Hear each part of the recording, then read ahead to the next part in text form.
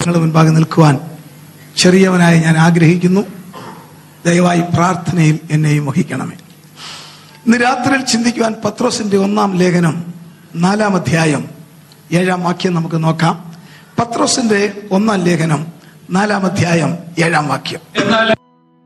ലോകം സങ്കല്പിക്കുമ്പോൾ മനുഷ്യന്റെ ആവിർഭാവത്തിന് ലഭ്യമായ തെളിവുകൾ വെറും 6000 വർഷത്തേത് മാത്രമേ ഉള്ളൂ. അതിനപ്പുറത്തുള്ള ഒരു സംസ്കാരത്തിന്റെ വിശ്വസനീയമായ തെളിവുകളും യാതൊന്നുമില്ല. 6000 വർഷത്തെ സംസ്കാരത്തിന്റെ തെളിവുകളുണ്ട്. അത് തന്നെയാണ് നമ്മുടെ കയ്യിലിരിക്കുന്ന ദൈവനിശ്വസനീയമായ തിരുവചനം പഠിപ്പിക്കുന്നത്. ഇന്നേക്ക് 6000 വർഷങ്ങൾക്ക് മുൻപേ ഇന്ന് രക്തം തെറിക്കുന്ന ഇറാഖിലെ യൂഫ്രട്ടീസ് നദിയുടെ തീരത്ത് യഹോവയായ ദൈവം വിശാലമായ ഒരു തോട്ടമുണ്ടാക്കി താൻ സൃഷ്ടിച്ച മനുഷ്യനെ അവിടെ താമസിപ്പിച്ചു. ഏദൻ തോട്ടത്തിലല്ലല്ലോ മനുഷ്യനെ സൃഷ്ടിച്ചത്. ഏദൻ തോട്ടത്തിൽ താൻ സൃഷ്ടിച്ച മനുഷ്യനെ അവിടെ താമസിപ്പിച്ചു. അതും കിഴക്ക് ഏദനിൽ, അതായത് ഏദന്റെ പടിഞ്ഞാറ് ഭാഗത്ത് എവിടെയോ വെച്ച് മനുഷ്യനെ സൃഷ്ടിച്ചു എന്ന് തിരുവചനം പഠിപ്പിക്കുമ്പോൾ സയൻസും പറയുന്നു. ഒന്നാമത്തെ മനുഷ്യൻ, ഒന്നാമത്തെ മാതാവ് എത്യോപ്യക്കാരത്തി ആയിരുന്നു. എത്യോപ്യയിൽ നിന്ന് നേർരേഖ വരച്ചാൽ വന്നെത്തുന്നത് ഏദൻ തോട്ടത്തിലാണ്. അന്നു മുതൽ മനുഷ്യർ ദൈവത്തിന്റെ രൂപത്തിലും ശ്വാസത്തിലും സാദൃശ്യത്തിലും സൃഷ്ടിക്കപ്പെട്ടതിനാൽ ഈ ലോകത്തിൽ 3 കിങ്ഡം ഉണ്ട്.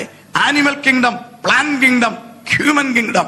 ഇതിലേറ്റവും ബുദ്ധിയുള്ളത് ഹ്യൂമൻ കിങ്ഡം മനുഷ്യർക്ക് മാത്രമാണ്. കാരണം മറ്റുള്ളതെല്ലാം സൃഷ്ടിച്ചപ്പോൾ സ്വന്തം സ്വരൂപത്തിലും സാദൃശ്യത്തിലും ശ്വാസത്തിലും സൃഷ്ടിച്ചതിനാൽ മനുഷ്യരുടെ ബുദ്ധി കൂടുതൽ പ്രവർത്തനക്ഷമമായി മാറുന്നു. അതിന്റെ തെളിവുകളാണ് 6000 വർഷങ്ങൾക്ക് മുൻപും കാക്ക ചുള്ളിക്കമ്പ് വെച്ച് തലങ്ങും വിലങ്ങും വെച്ച് കൂടുവെക്കും. ഇന്നും അങ്ങനെ തന്നെ.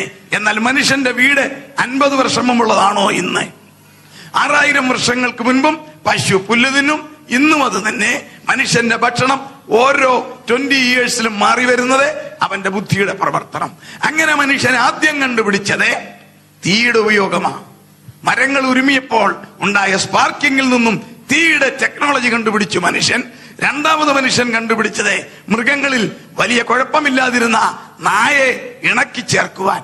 മൂന്നാമത് മനുഷ്യൻ കണ്ടുപിടിച്ചത് കൃഷിയുടെ ടെക്നോളജിയാ. ആദിമ മനുഷ്യൻ ഭക്ഷിച്ച് പുറത്തു കളഞ്ഞ പഴങ്ങളുടെ സീഡ്സ് കിളിർക്കുന്നത് കണ്ടപ്പോൾ അവന് ടെക്നോളജി മനസ്സിലായി. കുരുവിട്ടാൽ കിളുക്കും. അങ്ങനെ തുടങ്ങിയ ടെക്നോളജി ഒടുവിൽ കൃഷി വളരെയധികം വർദ്ധിച്ചപ്പോൾ തലയിൽ കൊണ്ടു നടക്കുവാൻ ബുദ്ധിമുട്ടായപ്പോൾ കമ്പിൽ കെട്ടിയവൻ വലിച്ചു. വീണ്ടും അതിന്റെ പുരോഗതി തുടങ്ങി. ഓരോ വിധത്തിൽ പുരോഗമിച്ച് ഇന്നേക്ക് ഏതാണ്ട് 190 വർഷങ്ങൾക്ക് മുൻപേ ബ്രിട്ടീഷുകാരനായ മൈക്കിൾ ഫാരഡേ എന്ന എഞ്ചിനീയർ ഈ വൈദ്യുതി കണ്ടുപിടിച്ചു. മാഗ്നറ്റിക്കൽ പവറിനെ കൺവേർട്ട് ചെയ്ത് ഇലക്ട്രിക്കൽ പവർ ആക്കാം എന്ന് അദ്ദേഹം കണ്ടുപിടിച്ചപ്പോൾ ലോകമൊന്ന് കുതിച്ചു ചാടി. സമാനകാലമായി ഉണ്ടായ പുരോഗതികളാണ് ശാസ്ത്രഭാഷയിൽ വ്യവസായ വിപ്ലവം.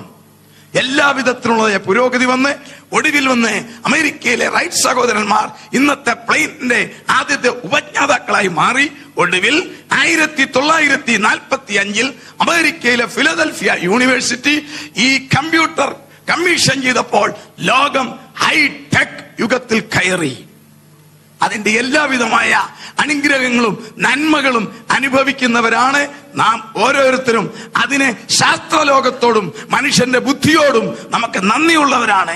പുതിയ പുതിയ വാഗ്ദാനങ്ങൾ സയൻസ് നൽകിക്കൊണ്ടിരിക്കുന്നു. 2010ലേക്കും 2011ലേക്കും 2009ലേക്കും പുതിയ പുതിയ കോംപ്ലിമെന്റുകൾ സയൻസ് നൽകിക്കൊണ്ടിരിക്കുന്നു.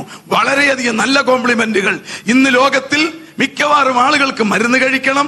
മരുന്നുകൾക്ക് റിയാക്ഷൻ ഉണ്ടെന്ന് ഡോക്ടേഴ്സിനും അറിയാം, കഴിക്കുന്ന രോഗികൾക്കും അറിയാം. അതിന് പരിഹാരം അവർ കണ്ടെത്തിക്കൊണ്ടിരിക്കുന്നു. യാതൊരു വിധത്തിലും റിയാക്ഷൻ ഇല്ലാത്ത ആന്റിബയോട്ടിക് കഴിക്കണ്ട.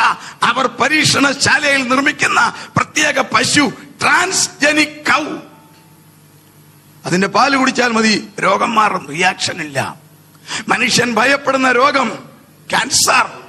അതിനെതിരായിട്ടുള്ള പ്രതിവിധികൾ പലതുമുണ്ടല്ലോ. കീമോതെറാപ്പി, ഓപ്പറേഷൻ, റേഡിയേഷൻ, ഇതിനെല്ലാം റിയാക്ഷൻ ഉണ്ട്.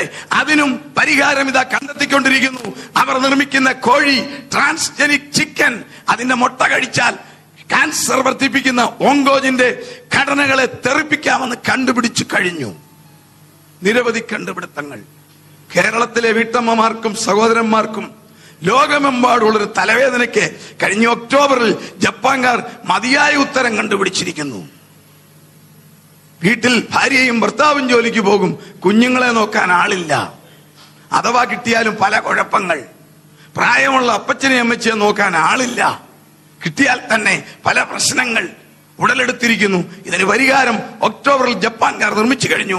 കറക്റ്റ് സമയത്ത് കുഞ്ഞിനെ കുളിപ്പിക്കും, കൃത്യസമയത്ത് ഫീഡ് ചെയ്യും, കറക്റ്റ് സമയത്ത് പാമ്പർ മാറ്റി കെട്ടും, നമ്മൾ പറയുന്ന പാട്ട് പാടി കുഞ്ഞിനെ ഉറക്കും. തീർന്നില്ല, അപ്പച്ചനെ കുളിപ്പിക്കും, അമ്മച്ചിയെ കുളിപ്പിക്കും, ഭക്ഷണം കൊടുക്കും, ബെഡ് വിരിക്കും, കള്ളഫോൺ ചെയ്യത്തില്ല, ഒന്നും മോഷ്ടിച്ച് കഴിക്കത്തില്ല, വളരെ കറക്റ്റ് ആയിട്ട് ചെയ്യും. ജപ്പാൻകാർ കണ്ടുപിടിച്ചിരിക്കുന്ന ആളിന് അവരിട്ടിരിക്കുന്ന പേരാണ് മൈ സ്പൂൺ. ഒരിക്കൽ വിലയ്ക്ക് മേടിച്ചാൽ മതി, പിന്നെ ഒന്നും കൊടുക്കണ്ട. 5 ആഴ്ച കൂടുമ്പോൾ 4 ബാറ്ററി മാത്രം മാറ്റിയാൽ മതി, ശരിക്കും നോക്കും. അങ്ങനെ വരെ സംഭാവനകൾ ലോകത്തിന് നൽകിക്കഴിഞ്ഞു. നിങ്ങളുടെ വീട്ടിലിരിക്കുന്ന കമ്പ്യൂട്ടറിന് ജീവൻ കൊടുക്കാം എന്ന് സയൻസ് സങ്കല്പിച്ച് പ്രവർത്തിക്കുന്നു. അതിന്റെ പേരാണ് ആർട്ടിഫിഷ്യൽ ഇന്റലിജൻസ്.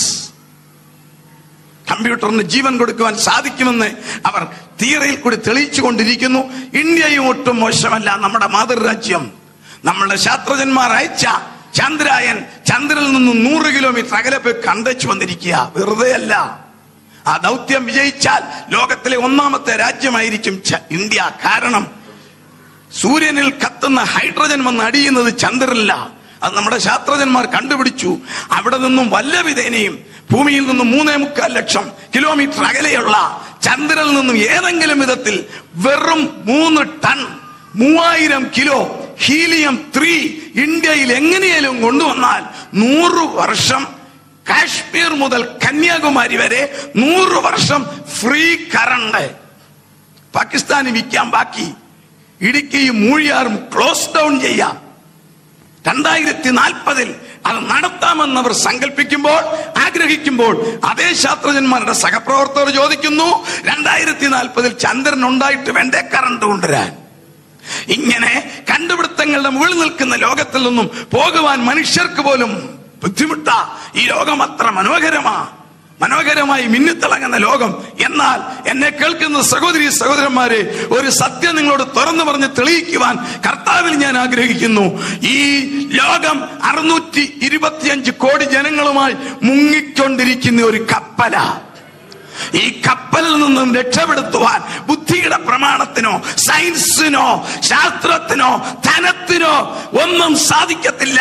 ഈ കപ്പൽ മുങ്ങിക്കൊണ്ടിരിക്കുന്ന ഈ കപ്പലിൽ നിന്നും രക്ഷപ്പെടുവാൻ ഒറ്റ ബെൽറ്റേ ഉള്ളൂ. ആ ബെൽറ്റിന്റെ പേരാണ് രക്ഷയുടെ ബെൽറ്റ്. കരങ്ങളെ കൊടുത്ത് ദൈവത്തെ സ്തുതിക്കാം. എന്താണ് ഞാനിങ്ങനെ പറഞ്ഞത്? നിങ്ങളെ കൺമുമ്പിൽ നിങ്ങൾക്കറിയാവുന്ന ചില കാര്യങ്ങൾ ഞാനൊന്ന് നിരത്തട്ടെ.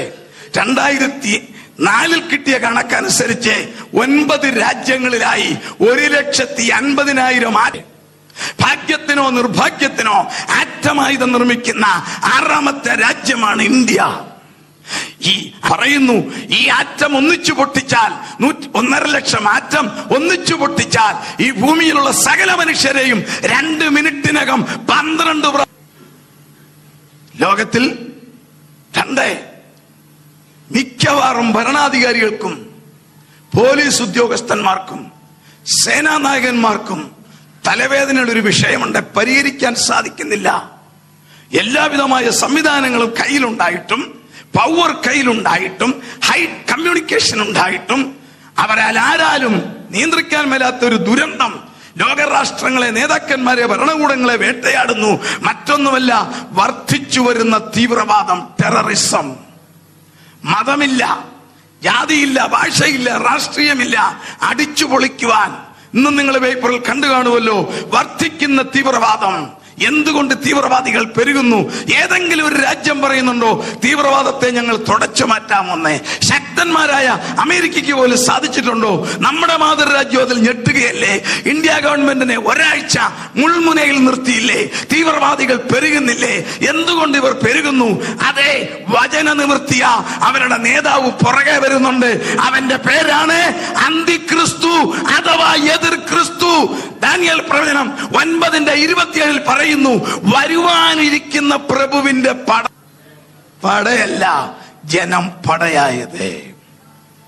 അവരുടെ നേതാവ് പുറകെ വരും. അതുകൊണ്ടാണല്ലോ മതമില്ല, രാഷ്ട്രീയമില്ല, അടിച്ചു പൊളിക്കുക, മറ്റൊരു സിസ്റ്റത്തിലേക്ക് ലോകത്തെ കൊണ്ടുപോകുവാൻ ഒരു രാജ്യത്തിന് നിയന്ത്രിക്കാൻ മേലാത്ത വിധത്തിൽ തീവ്രവാദം പെരുകില്ലേ. ഞാൻ പറയുന്ന 8-10 കാര്യങ്ങൾ ഒന്നിച്ച് ഈ ഭൂമിയിൽ സംഭവിക്കുന്നതാ. 1, ആറ്റം പെരുകി. 2, തീവ്രവാദം. 3, തകർന്നുകൊണ്ടിരിക്കുന്ന എക്കണോമി. ലോകത്തിന്റെ സമ്പദ്ഘടനയുടെ നട്ടെല്ലൊടിഞ്ഞു കഴിഞ്ഞു. നമ്മൾ പിന്നീട് ഇതിനെക്കുറിച്ച് വിശദമായിട്ട് ചിന്തിക്കും. നിലനിൽപ്പില്ലാത്ത വിധത്തിൽ രാജ്യങ്ങൾ കുഴയുന്നു, ബാങ്കുകൾ കൂമ്പുകുത്തുന്നു, പ്രമുഖ കമ്പനികൾ അടച്ചുപൂട്ടുന്നു. 3 മാസം കൊണ്ട് ചൈനയിൽ 5 കോടി പേരുടെ ജോലി നഷ്ടപ്പെട്ടു. ഈ രാജ്യത്തെയും ഇത് ബാധിച്ചിട്ടില്ലേ? നിങ്ങളെയും ബാധിച്ചിട്ടില്ലേ? ലോകത്തിന്റെ സമ്പദ്ഘടന എന്തുകൊണ്ട് ഇങ്ങനെ തകർന്നു? പുറകെ നമുക്ക് ചിന്തിക്കാം. 4, കലി തുള്ളുന്ന കാലാവസ്ഥ. ആർക്കും പ്രിഡിക്റ്റ് ചെയ്യുവാൻ സാധിക്കത്തില്ല. ശക്തമായ സാറ്റലൈറ്റ് ഉണ്ടായിട്ടും ആർക്കും പ്രിഡിക്റ്റ് ചെയ്യാൻ സാധിക്കാത്ത വിധത്തിൽ 98.5 ഡിഗ്രി ചൂട് അഥവാ 36 ഡിഗ്രി ടെമ്പറേച്ചറുള്ള മനുഷ്യന് ജീവിക്കാൻ മേലാത്ത വിധത്തിൽ ഈ ഭൂമിയിലെ കാലാവസ്ഥ മാറി. 9 ഗ്രഹങ്ങളിൽ ഒരു ഗ്രഹത്തിന് പോലും ഇത്രയും വ്യത്യാസമില്ല കാലാവസ്ഥയിൽ. ഈ ഭൂമിക്ക് മാത്രം എന്തുകൊണ്ട് കാലാവസ്ഥ മാറി? കലി തുള്ളുന്ന കാലാവസ്ഥ. അപ്പുറത്ത് നോക്കിക്കേ, എരളി അലറുന്ന കടൽ, അലറി തളയ്ക്കുന്ന കടൽ. വേറൊരു ഭാഗത്തെ 7 കോണ്ടിനെന്റിലും 7 ഭൂഖണ്ഡങ്ങളിലും ഒരുപോലെ മുഴങ്ങുന്ന ഭൂകമ്പം. കേൾക്കാൻ മേലേ? മറുവശത്ത് നിങ്ങൾ നോക്കിക്കേ, തകർന്നുകൊണ്ടിരിക്കുന്ന കുടുംബ ബന്ധങ്ങൾ, സ്നേഹബന്ധങ്ങൾ ഉലയുന്നില്ലേ? ഭാര്യാഭർത്തൃ ബന്ധങ്ങൾ തകരുന്നു. മാതാപിതാക്കളെ ബഹുമാനമില്ലാത്ത മക്കൾ പെരുകുന്നു. വേറെ ഒരു ഭാഗത്ത് നിങ്ങൾ നോക്കിക്കേ, ലോകത്തിൽ നിരാശർ വർദ്ധിക്കുന്നു. രാഷ്ട്രീയ അസ്വസ്ഥതകൾ, പൊളിറ്റിക്കൽ ഇറിറ്റേഷൻസ്. ഒരു രാജ്യത്തിലും സ്വസ്ഥതയില്ല. മയക്കുമരുന്നുകൾ പെരുകുന്നു. കൂമ്പാരം. 25% യുവാക്കന്മാർ മയക്കുമരുന്നിന് അടിമകളായി മാറിക്കഴിഞ്ഞു. ഒരേ ലോകത്തിൽ സംഭവിക്കുന്നു. പരിഷ്കാരമുണ്ടെന്ന് അവകാശപ്പെടുന്ന, സംസ്കാരമുണ്ടെന്ന് വീമ്പിളക്കുന്ന മനുഷ്യന്റെ കാര്യ, മറുവശത്തെ അധർമ്മം പെരുകുന്നു. ഇതുപോലെ 6000 വർഷത്തെ മനുഷ്യന്റെ ചരിത്രത്തിൽ അധർമ്മം പെരുകിയ നാളുകളില്ല. 70 വയസ്സുള്ള പിതാവെ 2 വയസ്സുള്ള കുഞ്ഞിനെ ലൈംഗികമായി ലോകത്തിൽ പീഡിപ്പിക്കപ്പെടുന്നു എന്ന് പറഞ്ഞാൽ ഇനി ഈ ലോകത്തിൽ അധർമ്മത്തെ പെരുകാനുണ്ടോ? Praise the lord. കുടുംബ ബന്ധങ്ങൾ തകരുന്നു. ഒടുവിൽ പറയട്ടെ, ക്രിസ്തുവിൽ നിന്നും വളരെ അകലെ പോയ ക്രൈസ്തവ സഭകൾ. എന്താണ് ഈ സംഭവങ്ങളുടെ കാരണം? ഞാൻ പറയട്ടെ, ഈ സിസ്റ്റം മാറാൻ പോകുക. നിങ്ങളുടെയും നിങ്ങളുടെ തലമുറയിൽ സിസ്റ്റം മാറാൻ പോകുക. ഈ തലമുറയിൽ ചില വലിയ സംഭവങ്ങളിൽ ലോകത്തിൽ നടക്കാൻ പോകുന്നു. അതിൽ നിന്ന് രക്ഷപ്പെടുവാൻ തക്കവണ്ണം നമുക്ക് ദൈവത്തെങ്കിലേക്ക് നോക്കാം. ദൈവത്തെ ഒരിക്കൽ കൂടി സ്തുതിക്കാം, കരങ്ങളെ ഉയർത്താം. മനുഷ്യനെ ദൈവം സൃഷ്ടിച്ചതിന് 7 ഉദ്ദേശം പ്രധാനമായി. ഒന്നാമത്തെ ഉദ്ദേശം ഉൽപ്പത്തി 1:27, 1-2 ഉദ്ദേശം ഉൽപ്പത്തി 1:27 പറയുന്നുണ്ട്, നിങ്ങൾ സന്താന പുഷ്ടി ഉള്ളവരായി പെറ്റ് പെരുകി ഭൂമിയിൽ നിറഞ്ഞ് അതിൽ വാഴുവീൻ. ഇവിടെ ജീവിക്കാനല്ല പറഞ്ഞത്, വാഴുവീൻ. ദൈവത്തിന്റെ 7 ഉദ്ദേശം മനുഷ്യനെ സൃഷ്ടിച്ചത്. 1, പ്രായപൂർത്തിയായ ഒരു പുരുഷനും ഒരു സ്ത്രീയും ഉൾപ്പെട്ടു നിൽക്കുന്ന സിസ്റ്റത്തിന്റെ അനുവാദത്തോടെ വിവാഹിതരായി അതിൽ കുഞ്ഞുങ്ങൾ ഉണ്ടാകണം. അതിന്റെ പേര് ഫാമിലി. ദൈവത്തിന്റെ ഉദ്ദേശം അതാ. വിവാഹം അതുകൊണ്ടാണ് എല്ലാവർക്കും മാന്യം, എല്ലാ മതങ്ങൾക്കും മാന്യം, എല്ലാ സഭകൾക്കും വിശുദ്ധം. എന്തുകൊണ്ട്? ദൈവം വിവാഹം നിശ്ചയിച്ചു. മനുഷ്യരുടെ വർധനവ് കന്നുകാലികളുടെ കൂട്ടല്ല, വിവാഹത്താൽ കുഞ്ഞുങ്ങൾ ഉണ്ടാകണം. ഒന്നാമത്തെ ഉദ്ദേശം. 2, ഭൂമിയിൽ ജീവിക്കാനല്ല പറഞ്ഞിരിക്കുന്നത്, വാഴാനാ. കാരണം ദൈവത്തിന്റെ രൂപത്തിലും സാദൃശ്യത്തിലും ശ്വാസത്തിലും സൃഷ്ടിച്ചതിനാൽ ഇവിടെ ജീവിക്കാനല്ല, വാഴാനാ. ആ വാഴ മനുഷ്യൻ പാപം ചെയ്തിട്ട് പോലും എന്തുകൊണ്ട് ഭൂമിയിൽ വാഴുന്നു? ദൈവത്തിന്റെ അനുഗ്രഹമാ. നീൽ ആംസ്ട്രോങ് ചന്ദ്രനിൽ പോയത് അമേരിക്കയുടെ ടെക്നോളജി മാത്രമല്ല, ദൈവത്തിന്റെ അനുഗ്രഹമാ.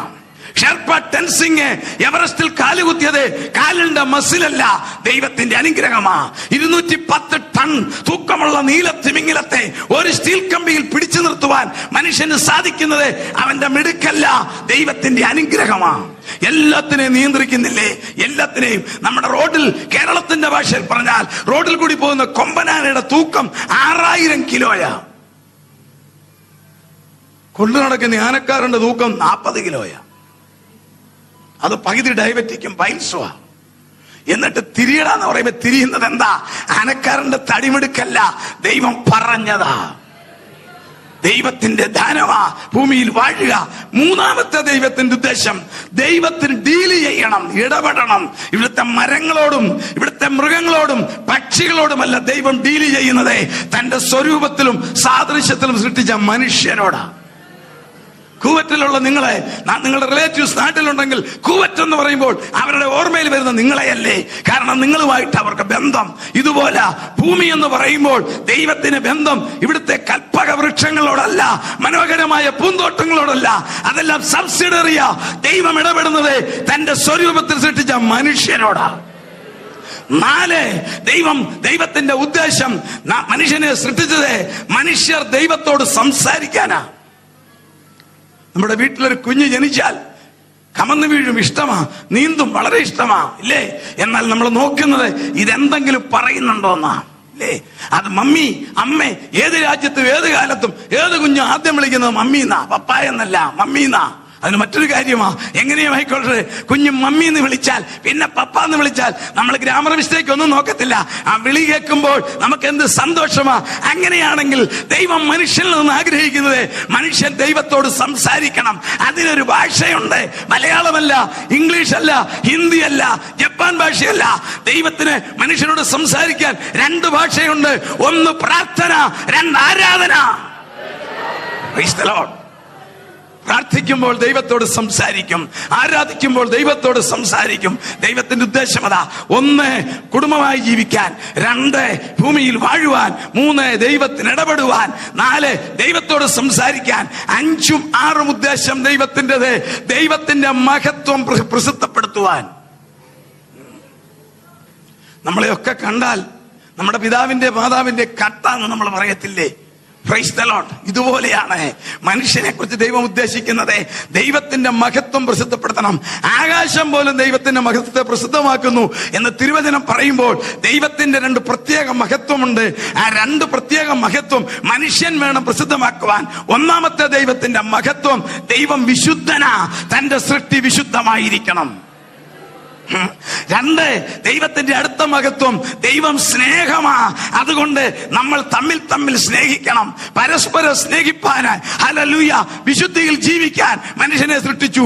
7ാമത്തെ ദൈവത്തിന്റെ ഉദ്ദേശം, ഇവിടെ 70 80 വർഷം ഈ കാലഘട്ടത്തിൽ, ആദ്യത്തെ കാലഘട്ടത്തിൽ 970 വർഷം, നോഹയുടെ കാലം വന്നപ്പോൾ 120 വർഷം, ന്യായപ്രമാണ കാലം വന്നപ്പോൾ 80 വർഷം, ഇന്ന് 80 വർഷമോ 85 വർഷമോ ആയുസ് കഴിയുമ്പോൾ ഇവിടെ തീരാനല്ല, തിരിച്ചങ്ങ് ചെല്ലാനാ. മനുഷ്യപുത്രന്മാരെ തിരികെ വരുവീൻ. ആ വാക്ക് കണ്ടോ? 90ാം സങ്കീർത്തനം. കുവറ്റിൽ നിന്നും കൊച്ചിക്ക് വരുന്ന പ്ലെയിൻ തിരിച്ചു വരുമ്പോൾ അവരുടെ ഭാഷ റിട്ടേൺ എന്നാ, തിരിച്ചു വരിക.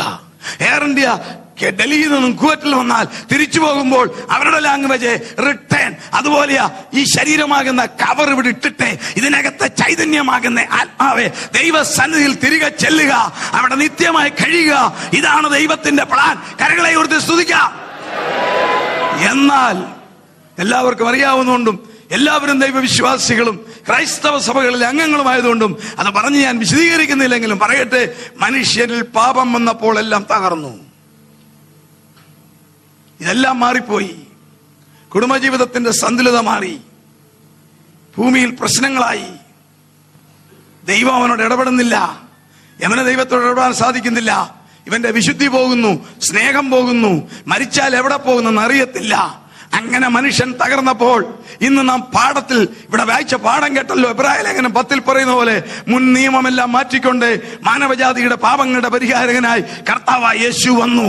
ഈ ലോകത്തിൽ മനുഷ്യൻ ഒരു പ്രശ്നവും ഇന്നില്ല, ഒന്നേ ഉള്ളൂ, പാപം. ഇവിടെ ഇനി എത്ര കോടി ജനമുണ്ടെങ്കിലും ഇവിടെ എല്ലാം തമ്പുരാൻ വെച്ചിട്ടുണ്ട്. നോ ഷോർട്ടേജ്, ഓക്സിജൻ ഷോർട്ടേജ് ഇല്ല. ഇത്ര 625 കോടി ജനം ഇന്നീ ഭൂമിയിലുണ്ട്. നിങ്ങൾ ഞാനും ഒരു വർഷം 12 മാസം കൊണ്ട് എന്തുമാത്രം ഓക്സിജൻ കൺസ്യൂം ചെയ്യുന്നുണ്ടെന്ന് അറിയാമോ? ഒരു വർഷം ഞാനും നിങ്ങളും 2.5 ലക്ഷം ടണ്ണാ വലിച്ചു കയറ്റുന്നത്. 2.5 ലക്ഷം ടണ്ണ് വലിച്ചു കയറ്റുക. അപ്പം 70 വയസ്സുള്ള ഞാനിപ്പം ഏതാണ്ട് 1.5 കോടി വലിച്ചു കയറ്റിയിട്ടും വല്ലയിടത്തും ഷോർട്ടേജ് ഉണ്ടോ? അതൊക്കെ അഡ്ജസ്റ്റ് ചെയ്തിട്ടുണ്ട്. തരംഗ നിയമം അറിയാമോ? തരംഗ നിയമം അനുസരിച്ച് ഇപ്പോൾ നിങ്ങൾ ശ്വസിച്ച വായു 7 ദിവസം മുമ്പ് ചൈനയിലോ ജപ്പാനിലോ ഉള്ള ഏതോ മാരക രോഗി ഉച്ഛസിച്ച് വിട്ടതാ. അത് നിങ്ങൾ 7-ാം പക്കം വലിച്ചിട്ടും നിങ്ങൾക്ക് ആ രോഗം വരാഞ്ഞത് എന്റെ ദൈവം അഡ്ജസ്റ്റ് ചെയ്തതാ. ഇപ്പോൾ തരംഗ നിയമം അനുസരിച്ച് ഇപ്പോൾ നിങ്ങൾ ശ്വസിച്ച വായു 5 ദിവസം മുമ്പ് ആഫ്രിക്കയിലെ വനത്തിലെ കരടിയോ പുലിയോ സിംഹമോ ശ്വസിച്ചു വിട്ടതാ. അതങ്ങോട്ട് കേറിയിട്ടും അവന്റെ സ്വഭാവം നമുക്ക് വരാഞ്ഞത് എന്റെ ദൈവം ക്ലീൻ ചെയ്ത് വിട്ടതാ. അങ്ങനെയാണെങ്കിൽ ഇവിടെ ഒന്നിനും കുറവില്ല. ഇവിടെ ഒരൊറ്റ പ്രശ്നമേ ഉള്ളൂ. സമാധാനം കളയുന്ന, സന്തോഷം കളയുന്ന, കുടുംബജീവിതം തകർക്കുന്ന, ജീവിതത്തെ പരാജയപ്പെടുത്തുന്ന ആത്മീയ രോഗമാ പാപം. Spiritual sickness. ശരീരത്തിന്റെ രോഗം പോലെ തന്നെ ആത്മാവിന്റെ രോഗമാ പാപം. അതിന് മതിയായ ലക്ഷണങ്ങളുണ്ട്, അറിയാമല്ലോ. സമാധാനമില്ല, വീട് നല്ലത്, ജോലി നല്ലത്, വാഹനം നല്ലത്, എല്ലാം ഗുഡ്. പക്ഷെ ഒരു സമാധാനമില്ല. കാര്യം എന്താ? കർത്താവ് കൂടെ ഇല്ല. പാവിയുടെ കൂടെ കർത്താവ് നടക്കത്തില്ല. അതുകൊണ്ടാ എന്റെ പ്രഭാഷണം കേൾക്കുന്ന ആരോടെങ്കിലും ഞാൻ ചില ലക്ഷണങ്ങൾ പറയാം. അതുണ്ടെങ്കിൽ സംഗതി കുഴച്ചില്ല, സമാധാനമില്ല, സംഗതി പാപമാ. Price the Lord. ഒരു സമാധാനമില്ല, എന്തോ ഒരു വല്ലായ്മ. ഈ വൊമിറ്റ് ചെയ്യാൻ ശരീരത്തിന് ഒരു ഫീലിംഗ് വരികയില്ലേ, അതുപോലെ സമാധാനമില്ല. എന്തോ വരാൻ പോകുന്നു, എന്തോ സംഭവിക്കാൻ പോകുന്നു. എന്താണെന്നറിയാമോ? ദൈവത്തിന്റെ ആത്മാവുമായിട്ടുള്ള കണക്ഷൻ വിട്ടുപോയി. അതുകൊണ്ടാണ് സമാധാനമില്ലാത്തത്. എന്നാൽ ഒരാത്മീയം പറയും, ഞാൻ സമാധാനത്തോടെ കിടന്നുറങ്ങും. 2, ഉറക്കം കുറയുന്നു. പാപമാ. എന്തെങ്കിലും ഒരു അത്യാവശ്യത്തിന് ഉറങ്ങത്തില്ല. നാളെ നാട്ടിലേക്ക് വരുന്നൊരു കൂർക്കം വലിച്ചുറങ്ങുകയില്ല. അത് സത്യമാ. നാളെ ഒരു ഇന്റർവ്യൂവിന് പോകണം, ഉറങ്ങത്തില്ല. നാളെ ഒരു $10 ലക്ഷം ഉണ്ട്, അല്ല കേടിയുടെ ഡീലുണ്ട്, ഉറക്കം വരത്തില്ല. അതൊക്കെ നോർമലാ. ശരീരത്തിന് സുഖമില്ല, ഉറക്കം വരത്തില്ല. എന്നാൽ നമ്മുടെ സിസ്റ്റം ദൈവം വെച്ചിരിക്കുന്നത് നമ്മൾ ഉറങ്ങാനാ. നമ്മുടെ സിസ്റ്റം എപ്പോഴും വർക്ക് ചെയ്യുന്നത് 2 സിസ്റ്റമാ. ഒന്ന് ഹാർട്ടും ഒന്ന് തലച്ചോറും. അറിയാമല്ലോ, ഞാൻ പറയണ്ടല്ലോ, നിങ്ങൾ മെഡിക്കൽ സ്റ്റാഫാ. ഹാർട്ട് തന്നെ എന്റെ തമ്പുരാൻ എത്ര ഭയങ്കരമായിട്ടാണ് ചെയ്തിരിക്കുന്നത്. 4 അറ. അടിയിലത്തെ അറയുടെ പേര് നിങ്ങൾക്കറിയാം, വെൻട്രിക്കിൾ. മേളിൽ ആർട്ടിയ. മേളിലത്തെ ആർട്ടിയായി, വലത്തെ ആർട്ടിയായിലെ ഒരു ചെറിയ അവയവമുണ്ട്, സൈനസ് നോയിഡ്. അവിടെ വൈദ്യുതി ആന്തോലനം ഉണ്ടാകുന്നു, ഇവിടെ കറണ്ട് ഉണ്ടാകുന്നു. അതുകൊണ്ടായി നാടി അടിക്കുന്നത്. എപ്പോഴുണ്ടായതാ? എന്റെ അമ്മയുടെ ഗർഭത്തിൽ ഞാൻ ഉരുവായി 4ാമത്തെ ആഴ്ചയിൽ ഇവിടെ വൈദ്യുതി ഉണ്ടായിട്ട് 70 വർഷമായിട്ടും ഇതുവരെ നിന്നില്ല. പവർ കട്ടില്ല, ഷോർട്ടേജ് ഇല്ല. കാരണം ഒന്നാം മനുഷ്യന്റെ മൂക്കിൽ ദൈവം ഊതിയപ്പോൾ വൈദ്യുതി ഓസിലേഷൻ വന്നെങ്കിൽ ഹല്ലേലൂയ, അങ്ങനെ സൃഷ്ടിച്ചു. 2 സിസ്റ്റം, ന്യൂറോളജിക്കൽ സിസ്റ്റം. 1/2 കിലോ തൂക്കമുള്ളത്, 3 കോടി ന്യൂറോൺ, 30 കോടി സ്നാപ്സ്, 24 മണിക്കൂറും പ്രവർത്തിക്കുന്ന ഫാക്ടറി അല്ലേ? ഉറങ്ങുമ്പോഴും പ്രവർത്തിക്കുകയല്ലേ? ഉറങ്ങുമ്പോഴും പുറകുവശത്തെ ഹിപ്പോകാമ്പസ് ഒരു 24 മണിക്കൂറിനകം 10,000 കോടി വിവരം അവിടെ ചെല്ലുന്നു. 10,000 അല്ല, 10,000 course of information reaching the. ഞാനും നിങ്ങൾ ഉറങ്ങുമ്പോൾ ഇവിടെ വർക്കാ. നമ്മൾ ഉറങ്ങാൻ നേരെ കിടക്കും, ഉണരുമ്പോഴും ആ കിടപ്പാണ് പറയുന്ന ഡെഡ് ബോഡി എന്നാ. അങ്ങോട്ട് തിരിയും, ഇങ്ങോട്ട് തിരിയും. എന്താ? ഇൻഫർമേഷൻ കിട്ടിയതാ, അങ്ങനെ പ്രവർത്തിക്കുന്നതാ. എത്ര അതിശയമല്ലേ? നാക്കിനകത്ത് ജന്മം കിട്ടുന്ന അന്ന് മുതൽ മരിക്കുന്നവരെ നാക്ക് ഉണങ്ങാൻ പാടില്ല, ഉണങ്ങിയാ മരിച്ചു.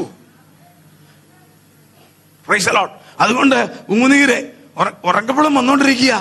പ്രൊഡക്ഷൻ അല്ല, നേരം വെളുത്ത് ഉണർന്ന അരമണിക്കൂർ കഴിഞ്ഞല്ല ഉമിനീര് വരുന്നത്, വന്നോണ്ടിരിക്കുക. പക്ഷേ ഉറങ്ങുമ്പോൾ ഒരു പരിധിക്കപ്പുറത്തെങ്ങാനും തൊണ്ടേ വന്ന് താഴോട്ടെങ്ങാനും പോയി ലങ്സേ കുരുങ്ങിയ ആള് പോക്കാ.